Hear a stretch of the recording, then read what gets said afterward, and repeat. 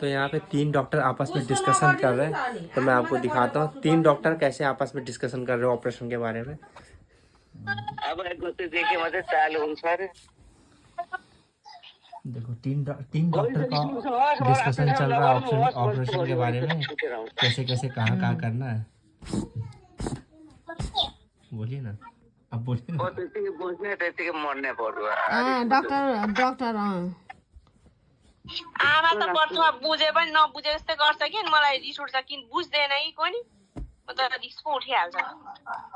Main doctor ये OT वाले doctor हैन बुझ्छु कि बुझ्नु चाहिँ अब ओटी डॉक्टर अब दुखी मात्रै राख्यो भने त अनि पैसा कति जान्छ त्यहाँ भर्ना गरे बस्दाखेरि। अब पैसा त जान्छ त अनि सहेर बसिराख्नु हुन्छ त।